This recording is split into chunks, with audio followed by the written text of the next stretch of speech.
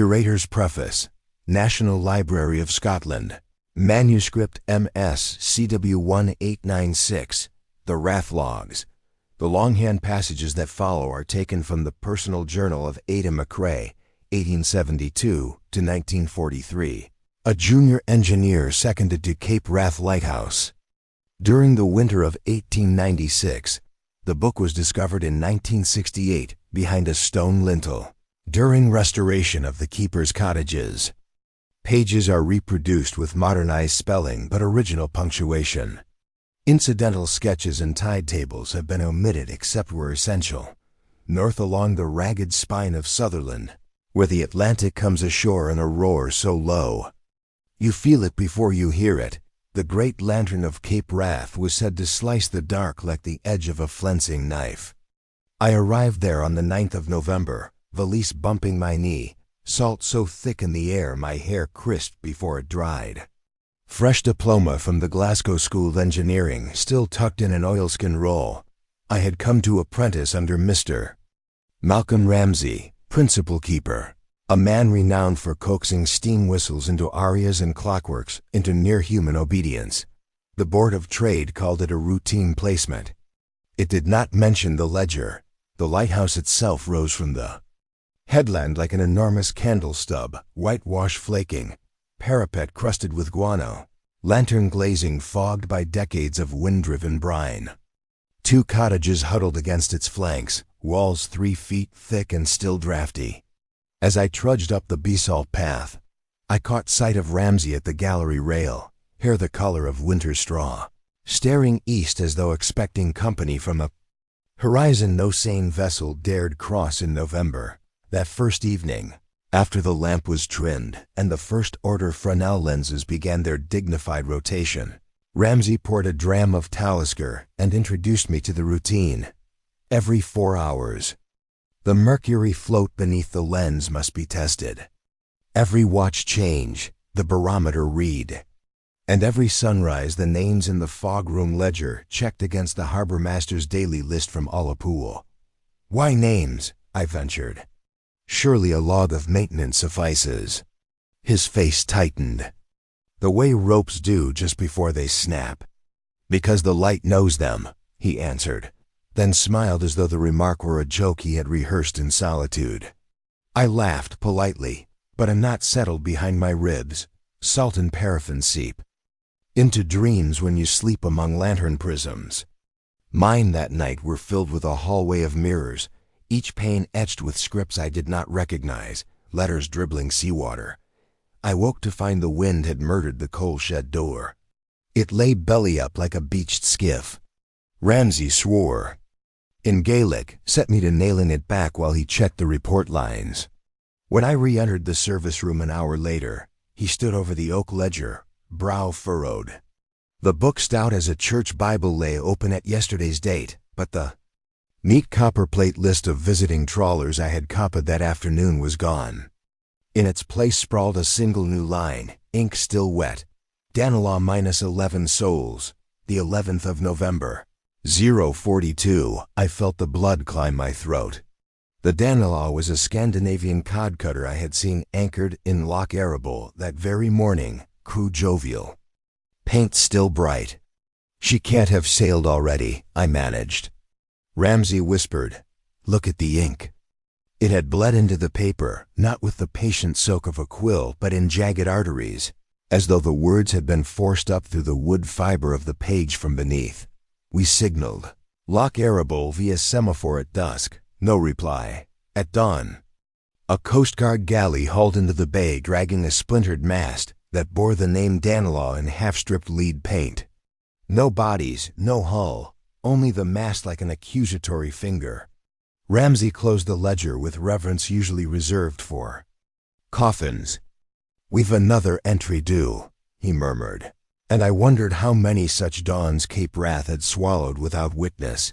Days shortened. Atlantic storms marched through the Pentland Firth with military punctuality. Between tasks I studied the ledger, its first page dated to 1834, the year the tower was lit. Most entries were the sedate calligraphy of former keepers. Repairs, supply manifests, wind observations. Yet threaded among them, like black vines through linen, were the name pages. They appeared at irregular intervals, sometimes months apart, sometimes twice a week, each bearing a vessel's name, a head count, and a timestamp seldom later than midnight and never earlier than twilight. Every name page preceded, by no more than 48 hours, a confirmed wreck, beaching, or unexplained disappearance within a 50-mile radius. No explanations were written, only the unquiet tally of dead. I asked Ramsay why the Board of Trade had not seized such proof of foreknowledge. He replied that no official inspector saw the name pages because they vanished as soon as the casualties were confirmed. Vanished how? I pressed. He demonstrated, placed a blank sheet over the open ledger, recited in Gaelic a fragment of Psalm 77, "The waters saw thee, O God, the waters saw thee." They were afraid, then peeled the sheet away. Ink blurred, lifted, leaving only faint indentations, as though the words had evaporated. Ledger seals its own wounds, he explained. But each loss leaves a scar in the wood pulp. Enough scars and paper forgets what it once was. On the 22nd of November, the gale everyone remembered arrived. Barometer fell so fast. The Mercury left a kiss on the inside of the glass. Spray leapt the cliffs, rattled lantern panes like hail, and the lamp flame guttered though the lamproom was sealed. Ramsay and I barricaded the iron doors with coal scuttles, yet the wind found the seams, pressing cold fingers against our lungs. Somewhere in the din, I heard a new rhythm, the slow, deliberate scrawl of a steel-nibbed pen on vellum, though neither of us held a quill. I turned. The ledger lay open again, page quivering despite still air. Lines etched themselves in strokes precise as the lighthouse clock. Ardnamurchan made 7 souls. The 23rd of November, 2:17. Seaguest, 4 souls. The 23rd of November, 2:21. Caledonia. Star -28 souls. The 23rd of November, 2:22. 3 entries in under a minute. Ink shining like oil on water. That's half the Minch fleet, Ramsay breathed. The wind shrieked, a chorus answering the tally. We must warn them, I shouted. But the telegraph wire had long since snapped, and semaphore arms could never fight such darkness. Ramsay slapped shut the ledger, as if silence might annul fate. We descended the spiral stair to the weight room where the lens regulator chain hung, 70 feet of iron links. Ramsay clipped an emergency lantern to the chain, a signal reserved for absolute catastrophe. Its crimson glow bled through the tower's slit windows, a demon's pulse. Yet beneath the thunder, I recognized again the scratch of pen on paper. Above us, unstoppable dot by pre-dawn, the wind died sudden, leaving only the hush of enormous absence. Fog blanketed the shoals. We made our way to the cliff edge. The sea lay smooth as oil, debris bobbing like punctuation, a life buoy, a section of gunwale, a child's wooden top painted red and blue. No hulls, no bodies, only the suggestion that ships had sailed here and been unwritten. I could not ignore the possibility. The ledger's warnings might guide rescue if deciphered sooner. So I proposed an experiment. Copy the page the moment the ink began forming. Photograph it with my box brownie. Telegraph the image inland. Ramsay agreed in principle, weariness shading his consent. We lacked plates, but improvisation is mother to necessity. We stretched vellum and waxed it with lampblack to take the ghost of fresh strokes. The ledger obliged at dusk on the 26th.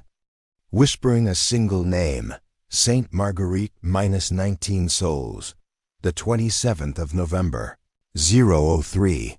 I caught the letters mid-flow, held my makeshift carbon sheet against them. The ink transferred as pale outline. Ramsay raced to the semaphore mast between gusts.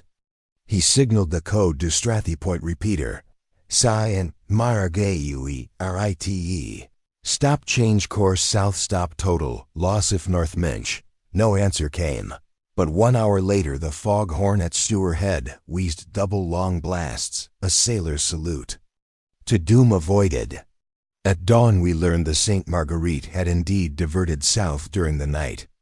She docked at Malade, shaken but intact.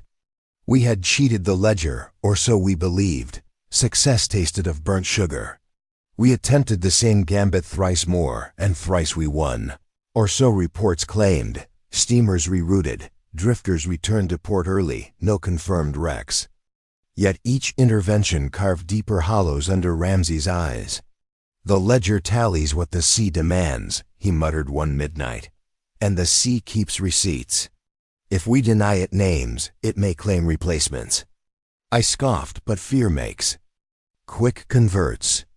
On the 3rd of December, my mother's name appeared. Isabel McCrae, lone soul. The 4th of December, 19 to 12. She lived safe in Inverness, miles inland.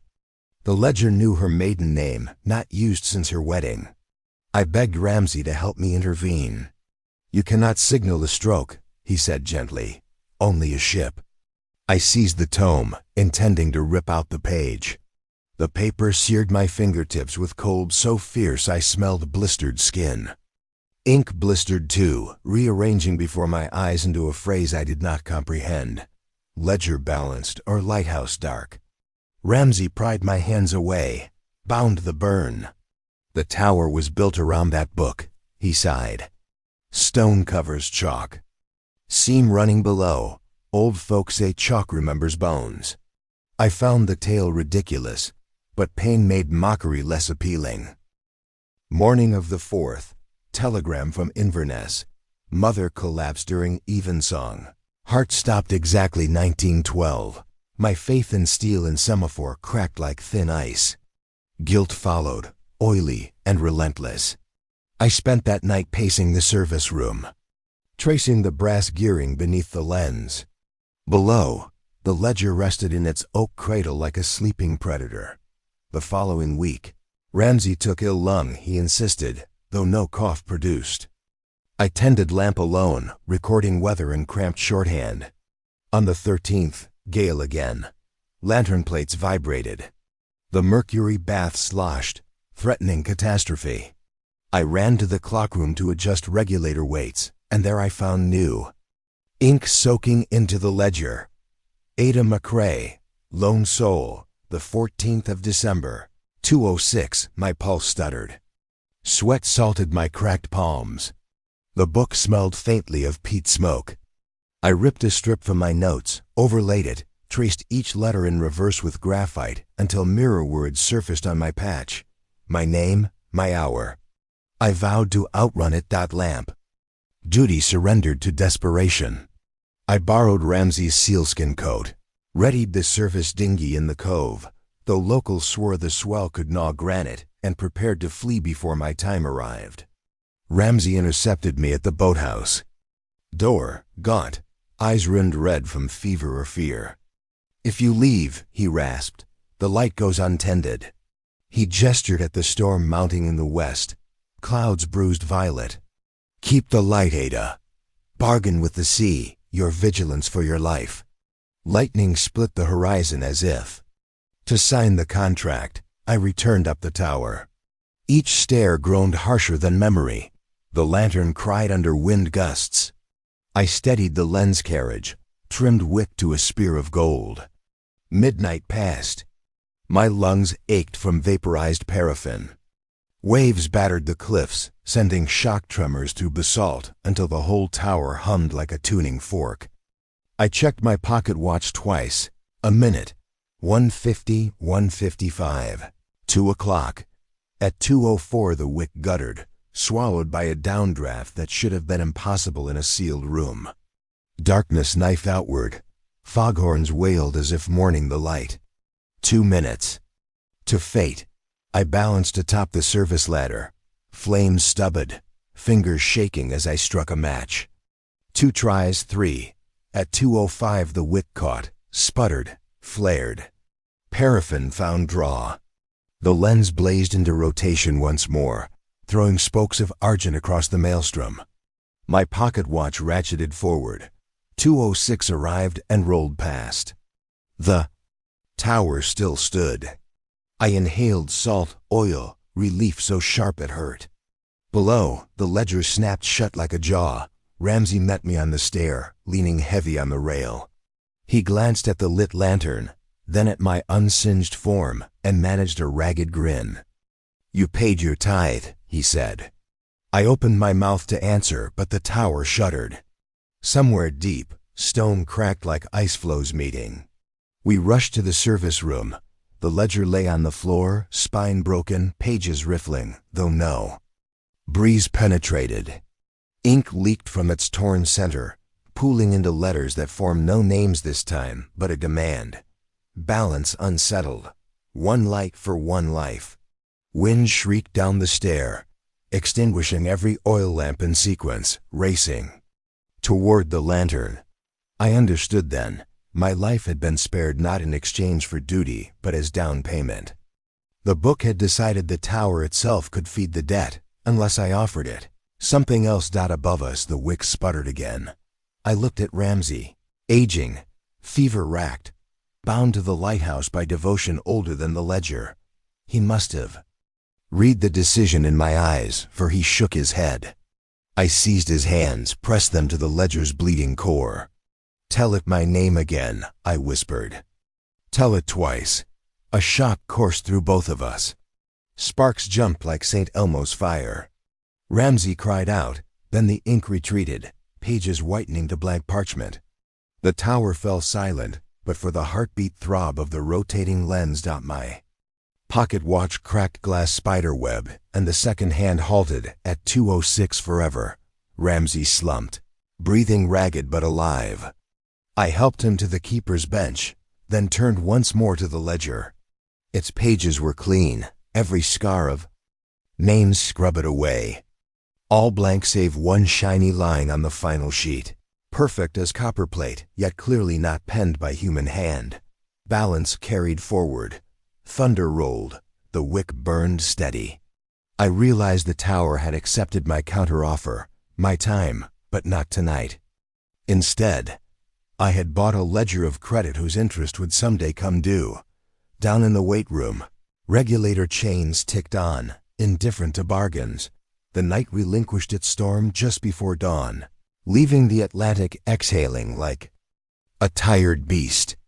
On the horizon, 3 vessels crossed safely under the beam. I traced their silhouettes until sun-gilded spray blinded me, and I felt rather than saw the blank ledger shift slightly on its shelf, as though content for now. Dawn painted the lantern glass in rose and gold, but relief felt thin as frost. Ramsay slept in the keeper's cot, breath rattling like loose chain. I stood guard over the ledger, watching blank pages yellow in weak November sun. Each time I blinked, I expected ink to unfurl again. It did not, yet the silence around the book felt charged, a prowling cat deciding where to spring. 3 days passed.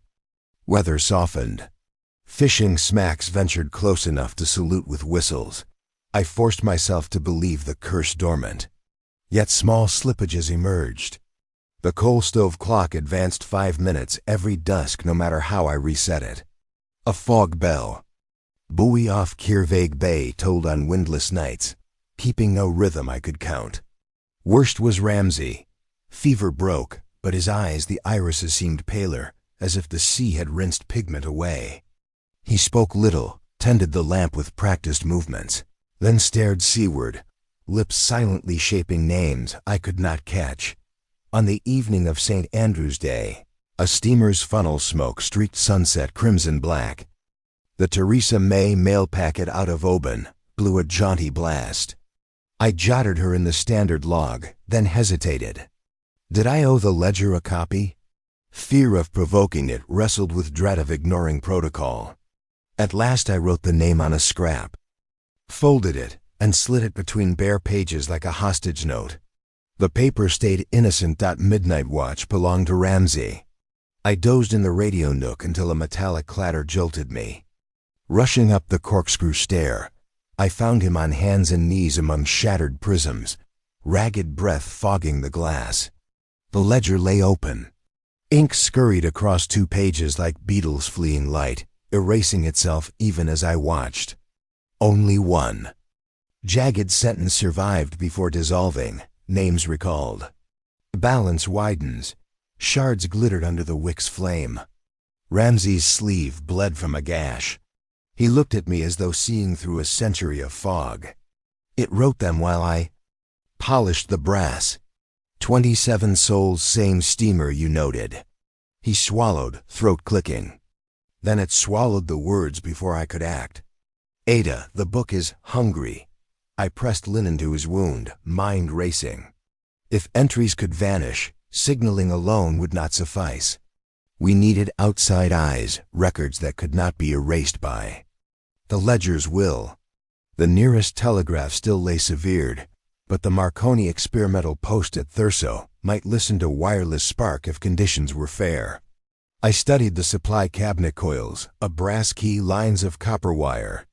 Glimpses of Glasgow lectures returned, damp coils, crackling arcs, messages leaping saltwater. A plan formed like frost lace on pane. Storm surf returned blazing white under half-moon. I mounted a crude aerial on the parapet, wires strung to the radio bench. Ramsay objected. Too much stray current. Could ignite paraffin, but his protest wilted under desperation. At 2:10 a.m. the inductance coil glowed violet. I tapped an SOS followed by Mail Pisk Teresa May Possible found Retter's Ledger Cape Wrath. Sparks snapped like gunfire. I repeated until static drowned code. Reply never came. Dawn's binocular. Sweep revealed calm horizon, no sign of funnel or wreckage. I dared hope the message reached and saved her until a gull cried overhead, carrying something red. It dropped the scrap at my boots. A wax-sealed envelope, edges charred. Inside, a single line in cramped hand. Delivery delayed 1 hour by detour south. Arriving Cape Wrath 9 o'clock to thank keepers. Team. My watch read 8:37. The sea remained empty. At 9:03, an oar washed in, painted white with black stencil letters. Theresa May. No hull, no bodies. Ledger blank. Balance widens. December, unspooled in sleepless inches. Each dawn, I copied every vessel. Cited into 3 ledgers, the official log, my private notebook, and a new false ledger fashioned from driftwood pulp. I left the original tome untouched, testing whether it would mimic my decoys. It ignored them for a week. Then, on the night sea frozen lace around the scaries, the driftwood pages began to blister. Ink that was never there bubbled up, recounting. Vessels unfamiliar to me. Hesper, Nightjar, Saint Bride. Morning brought telegram sinkings off Skye. Losses in the Irish Sea. The book had seeded echoes into my forgery, a dog marking every tree. Ramsay's condition worsened. He lurched along galleries, murmuring half-heard names. Calypso, Silent Grace, Windlass. I feared he might leap to join them. On Christmas Eve I barred the lamp-room hatch, pocketed the key. He pounded twice, then fell silent. The ledger rustled behind me like restless sails. I turned pages seeking pattern. Dates, tides, moon phases, no consistent trigger. Yet margins held faint pencil scribbles I had overlooked. Equations of angles, soundings, compass bearings. They converged. On a chalk seam Ramsay mentioned, the substratum beneath tower foundations. If chalk remembered bones, perhaps it also conducted some mineral pulse. Writing in capillary attraction like invisible ink. Could the seam be severed? Snow fell baton thick as I descended into the service cellar, where a trapdoor led to. The sump. Lime dust haloed my boots. Walls sweated brine through fissures. In lantern light I saw what earlier keepers had only patched. Veins of stark white chalk spidering the basalt. Threads pointing inward to a chamber walled off by iron plates. A maintenance panel hung by one bolt. I lifted it. The chamber opened. Like a wound. Floor, walls, even ceiling were chalk blocks, carved with names gouged finger deep. Some fresh, letters crisp, others worn to soft scars.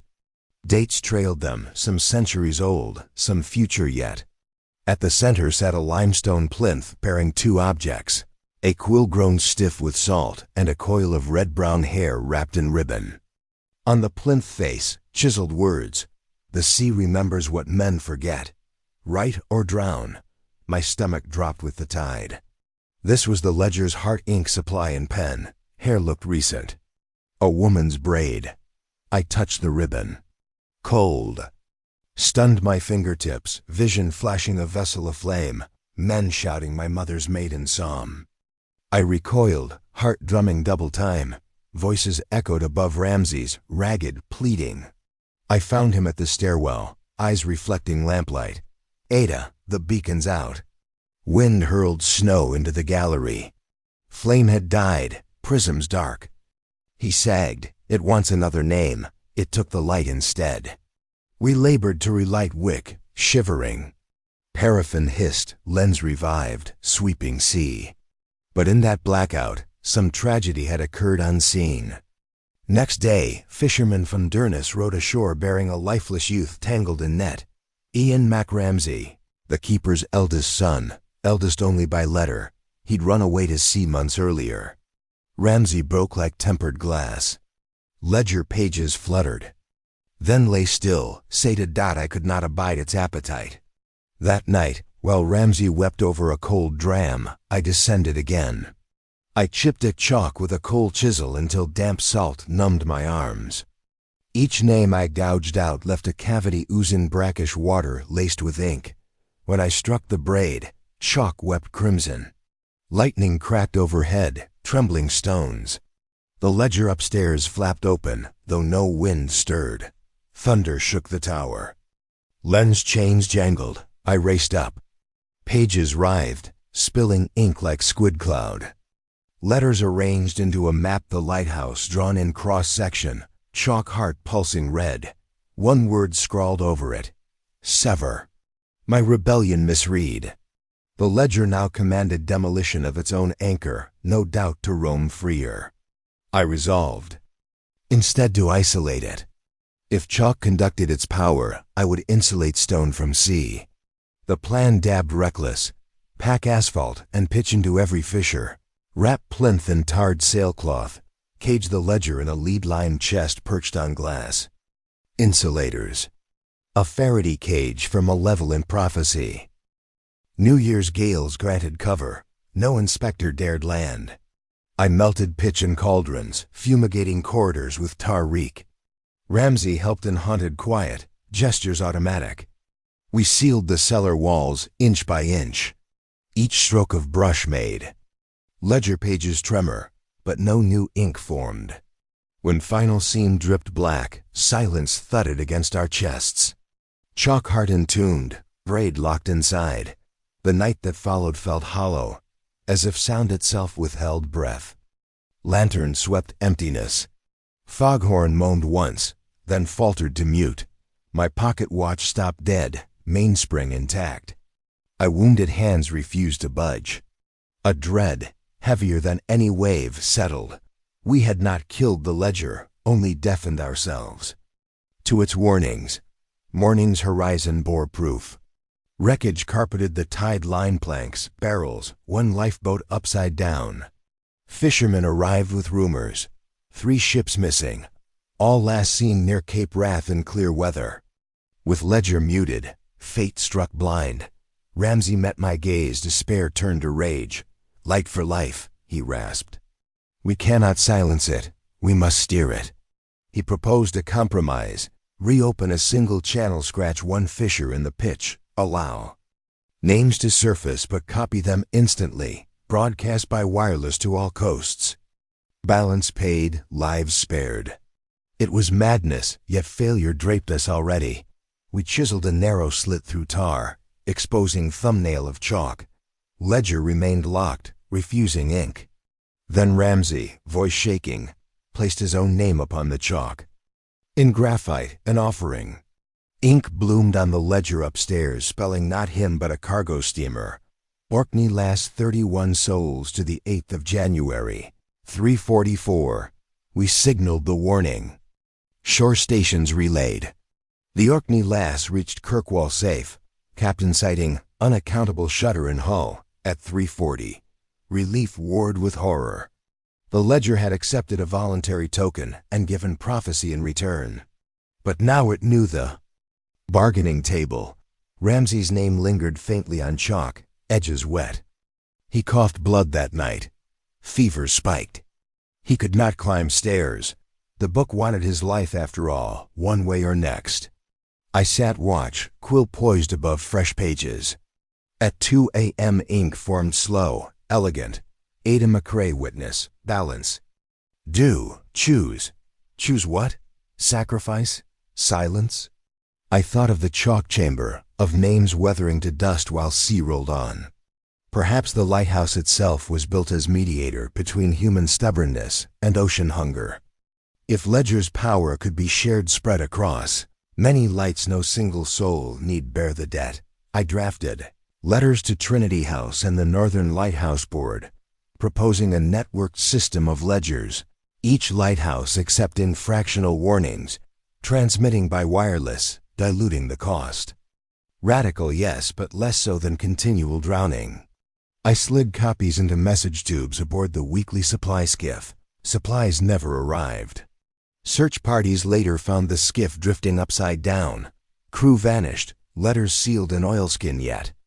Unreadable ink run to void. The ledger turned another page.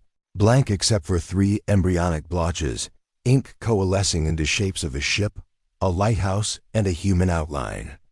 The shapes bled into one another until indistinct. A heading formed above them, reckoning. Snow sheathed the tower, muffling surf. I braced for siege. If reckoning came, it would demand payment no wire could carry. Ramsay woke briefly at dusk, clarity returning like cold star. He squeezed my hand. Ada, the light must stay lit whatever it asks, promise. I swallowed the bitter taste of duty and nodded. Wind veered southwest, taste of thaw and storm. Barometer corkscrewed down. I climbed a lantern, trimmed wick. For what might be our last defense. Below, the ledger rested inside its lead crate, yet I could sense pages stirring. A beast pacing cage. Glass vibrated as wind struck. Sea spray iced the gallery rail. At 23:55, the wick faltered, though fuel was full. Lantern dimmed to ember. Thunder boomed so deep it seemed birthed beneath cliffs. I hauled spare drums, hands numb. Flame would not catch. Draft sucked oxygen away. Striking steel showered sparks to darkness. A glow rose behind me, not of flame, but of ink-black light seeping through trapdoor seams, crawling up iron struts like climbing flash flood. I realized the ledger no longer needed pages. It had found. Veins in stone once more, pitch be damned. It climbed toward lantern, toward the frontal, intent perhaps on branding the beam itself with fatal names. I seized the lead crate, heaved it over parapet. It plunged, bounding off rock, splashing into maelstrom far below. The glow faltered, screaming in voiceless static. Wick caught sudden, roared to life, white-hot column vaulting out to sea. Wind yanked smoke skyward as if choosing to spare us. This hour. In the service room, ledger lay where it always had, intact, pages fluttering though crate gone. On the open leaf, ink condensed into a single ultimatum. One light for all names. Midnight tomorrow. I turned the page blank. Outside, storm retreated, leaving water black as coal cellar. My watch ticked on, minute hand calm, but future. Felt balanced on a razor. Midnight tomorrow. One day to decide whether to extinguish the guiding star of Cape Wrath, or discover some cost the sea would finally accept without turning us all to entries in its endless book. Morning crept over Cape Wrath like a candle guttering in a cavern halting, fearful of what it might illuminate. Ramsay slept beneath a heap of blankets, every breath a rasping pendulum. I brewed tea strong enough to tan leather, yet my hands trembled too much to lift the mug. Midnight tomorrow. One light for all names. If the ledger demanded extinction of the lantern in exchange for ceasing its harvest, a single decision stood between salvation and blackening half the North Atlantic's most treacherous coast. I carried the ledger to the lantern room, set it on the brass catwalk, and opened it to the blank decree. Spray rattled against glass. Prisms fractured the page into shards of rainbow. "Speak plainly," I muttered, as though scolding a willful child. Ink rose across the fibers, slow, deliberate, forming a single question. Whose beacon guides? The living yours or mine? The quill lay hundreds of feet below in the entombed chalk chamber. The book no longer required instruments. I slapped it shut, anger scorching fear, and descended to Ramsay. He stirred as if sensing my resolve. "The light won't kill itself," I said. "If we must choose between lamp and ledger, we choose lamp." Ramsay's gaze drifted to the window where murky sea glinted. "Snuffing the book may loose its names untethered. Then we chain them elsewhere," I countered, though I had no idea how. "Whatever curse binds paper to tig must root in that chalk heart. We wall it in with concrete, this time Portland cement, not pitch." His eyes kindled, the old engineer reborn. "Concrete alone cracks under salt. But we could flood the chamber with seawater saturated in hydraulic lime, turn the chalk itself into gypsum, lock every pore." At noon the supply sloop finally approached, white flag aloft, no mail, only coal and winter rations. We signaled an emergency code. Hail barrels of lime, bags of cement, double. The bosun frowned but complied. By dusk we hoisted 60 stone of powder up the cliff on gunmetal hooks that squealed like gulls. While Ramsay mixed test batches in the yard, I revisited the chalk vault.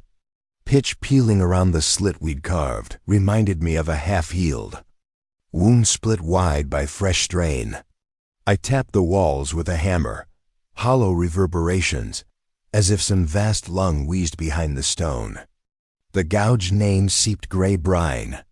Letters ghosted by my chisel had regenerated in faint relief, blurred but unmistakable. The ledger above wasn't merely writing. The chalk itself absorbed and re-emanated every moniker. I brought down a pressure lantern and a mirror, positioned them so prismed light washed the plinth. Words invisible under ordinary glow ignited across surfaces, thousands of names, some etched backward, some curling like seaweed, all flowing toward the braid of hair as iron filings to a lodestone. My skin crawled. Was every entry deposited here since 1834, or had the ledger existed long before, adopting each keeper as custodian? A spray of fresh letters ignited, smoke blue against white, a vessel neither Ramsay nor I had seen. Leven and Queen to 312 souls, due midnight. The arrogance of the name chilled me. If that magnitude of death awaited, the ledger's hunger was escalating. Up in the workshop, I found Ramsay hunched over nautical charts, compass spinning idle beside cooling tea. He nodded toward a penciled track curling toward the headland, the Leviathan Queen's scheduled route from Reykjavik to Liverpool, to the pass north of Lewis tonight. Large passenger liner. If she turns toward our rocks, the death toll. The ledger had raised its stakes, obey or bear guilt for hundreds. My voice dried. We cannot relay another warning. Radio range is too short, telegraph still out. Either we neutralize the ledger before midnight, or the sea writes 2 pages. Ramsay finished, eyes hollow. We returned to the vault carrying wooden forms. Lime, cement, and seawater heated in the galley to accelerate setting. Thick slurry oozed into gaps, hissing on contact, exhaling acrid steam. The braid of hair floated briefly, then submerged beneath milky paste. As final trowel strokes sealed the slit, tremor rippled through chalk-like spine, arching in pain. Above stairs, glass chimed faintly, prisms trembling by twilight, concrete skin set stiff. We staggered up filthy, limbs aching. In the kitchen, Ramsay doped his tea with whiskey, and slid a small brass key across the table. "Found inside the braid ribbon," he said. "Marked with initials GM. Grace Mackenzie, the assistant. Keeper who drowned in 1871. Her journal I recalled from records, vanished after her death. The key's purpose was a mystery we had no strength to pursue. We took watch in shifts. Each hour we inspected the Mercury float and, more importantly, the ledger. Its pages remained blank, yet tension thrummed the air like distant turbines. At 22:30, Ramsay nodded off beside the radio coils. I paced the lantern gallery, eye on horizon. Clouds rolled from the northwest, pregnant with sleet, but no funnels. No deck lights, only darkness atop black swells. The lantern flame thinned, gutters flickering violet. I increased wick feed. Still, light waned. A sulfuric scent pricked. My nostrils' ink turned to gas. Looking down the spiral, I saw it. Vapors exhaled from cracks in the service room floor, curling around stair rails, climbing toward the lens. The ledger's essence, seeking new medium now that chalk throat choked. I raced below, grabbed the lead crate we'd hauled from the sea earlier, dented, but intact, and opened it near the fumes. Vapor retreated as if repelled by the boxes. Dull metal interior. Lead. Inert. Dense. A poison to many things, perhaps including spectral ink. With gloved hands I seized the ledger and slammed it inside. Vapor hissed, condensing to black droplets on crate rim, then fell inert. I soldered the lid shut, sealing hate and heavy coffin, but the lighthouse shook. Hydraulic mercury sloshed. Lens jittered out of focus. Through the whisper of wind came a moan not human, not quite wind rising at the edge of hearing. Syllables forming my name. Concrete and vault cracked like rifle shot. Ramsay limped to the stair, face gray. The seas enraged. Pressures spiking. Barometer needle dove. Waves detonated against headland. Lightning spider-webbed north sky, illuminating foam. I glimpsed far out, twin rows of porthole lights. The Leviathan Queen off course, churning toward Cape Wrath on a collision vector. We scrambled to wireless. Ramsay rattled the Morse key. Danger. Alter course south immediately. Shoals. Fracture. Cape Wrath. Static answered. Then a faint reply, broken by atmospherics. Cannot alter. Compass is wild. Engines unresponsive. What is pulling US? My blood. Iced. The ledger, denied parchment and chalk, was towing iron and souls by magnet of doom. Ramsay leaned close. We must relight the inner fire, you. It wants your name. Give it. Before fear overtook reason, I understood. Pledge one life in good faith to satiate tally, release others. My earlier bargain postponed, not erased. Midnight dew. I thought of the hair braid entombed a keeper who once bartered herself to spare. A fleet, ledger erupting again when her anchor eroded. Sacrifice buys time, not peace. No, I said. We sever, pull another way. I recalled Elizabeth Brachant's lecture. Magnetic deviation could be overwhelmed by stronger local field. In the machine shop lay the decommissioned arc lamp generator, copper windings still viable. We could flood the air with electromagnetic noise, scramble the ledger's unnatural attraction. Give the liner helm control. We hauled the generator. Beneath the lantern, rigged the aerial wire around gallery rail, poured paraffin over drive belt to reduce slip. Ramsay cranked diesel starter. The armature whined. Sparks kissed slip rings. Dials peaked. Stray arcs sizzled across bolts. Lantern glass fogged with ozone. We tuned frequency by ear pitch that made teeth itch. I keyed broadcast in wide band. Static. A roar of white noise louder than any curse. Outside lightning dimmed, as if thundercloud listened.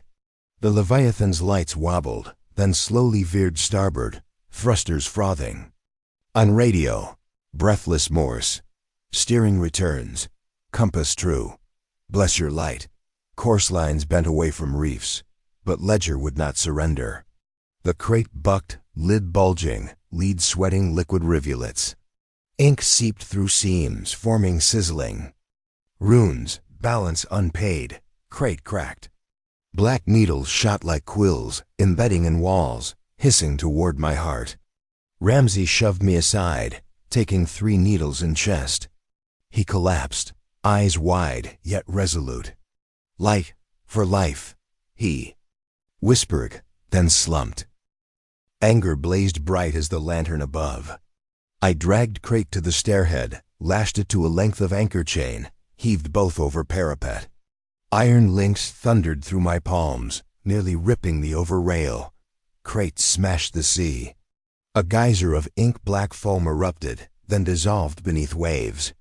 Sky side, vapor vanished. The lighthouse stilled. I knelt by Ramsay. Pulse fluttered like hummingbird, fading. He squeezed my wrist. "Ledger?" I nodded toward ocean. "Good," he mouthed. Breath stilled. The ledger's final entry. Unwritten yet etched forever on my memory. Malcolm Ramsay to one soul light keeper. Dawn's first pallor revealed calm water.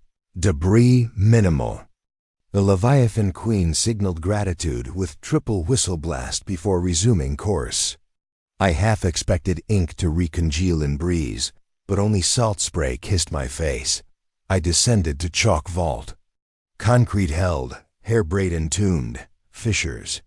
Sealed under new gypsum rind. I placed Ramsay's lighthouse badge bronze, weathered into the wet cement near the slit.